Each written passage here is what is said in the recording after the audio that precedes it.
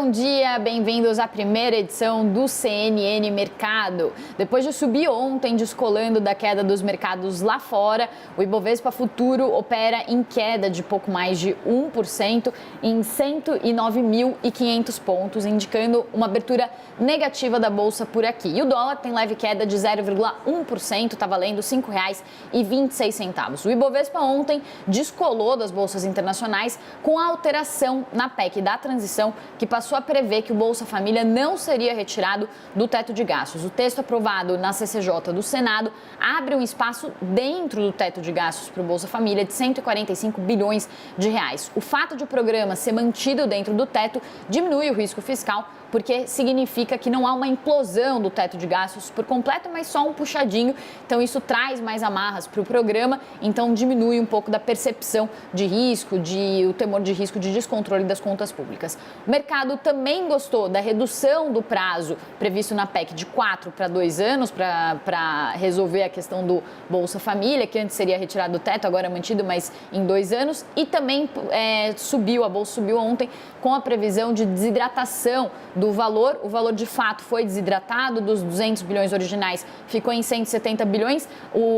A definição do valor saiu depois do fechamento do mercado, mas já na expectativa a bolsa já repercutia essa desidratação. Os analistas esperam que hoje os economistas comecem a trazer mais detalhes sobre o texto, então tem alguns detalhes que ficaram piores do que esperado, isso pode acabar repercutindo de forma negativa, e também há uma apreensão sobre o resto da tramitação do texto. Além da PEC da transição, o Ibovespa Futuro também cai, acompanhando o pessimismo lá fora, com perspectivas de recessão que estão puxando para o negativo os futuros americanos e as bolsas na Europa. E por fim, um outro fator também que traz apreensão, clima de cautela para a nossa bolsa aqui hoje, é a expectativa sobre a decisão da taxa básica de juros, a Selic. A expectativa é que a taxa seja mantida em 13,75% ao ano. Vocês estão vendo aí a trajetória da taxa Selic, mas o que os economistas estão apreensivos é sobre o que vem no comunicado do Banco Central, que pode voltar a falar sobre aumento de juros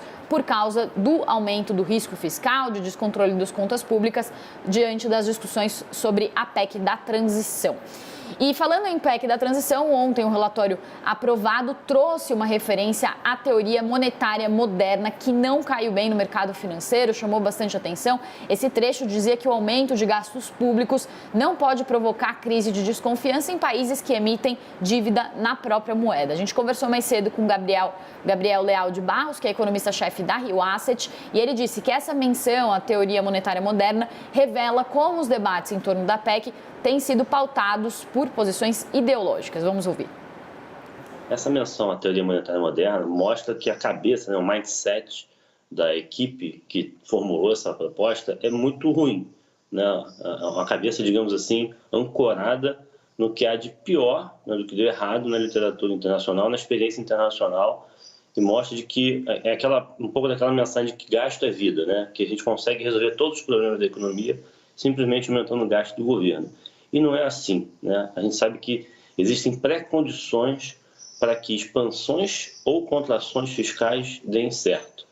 Então, essa menção à teoria monetária moderna ela é muito ruim porque mostra uma sinalização de que o mindset, a posição mais ideológica, digamos assim, está dominando o centro dos debates dessa PEC. Bom, a gente agora muda de assunto, vamos ver as bolsas internacionais, como estão abrindo nessa quarta-feira. Os futuros americanos e as bolsas na Europa estão em queda, estendendo as perdas que começaram na sexta-feira. Os últimos dias têm sido duros para os mercados acionários, depois que os dados de emprego e serviços nos Estados Unidos mostraram que a economia segue aquecida. Isso indica que o Banco Central americano pode ser forçado a manter sua postura agressiva com juros e renova os temores de recessão global.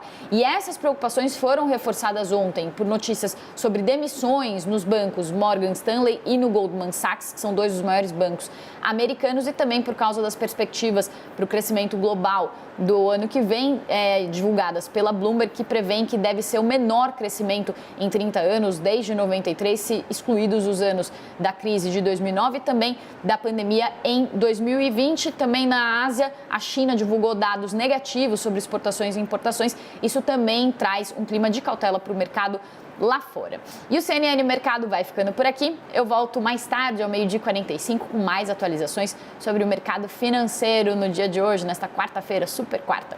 Até logo. Tchau!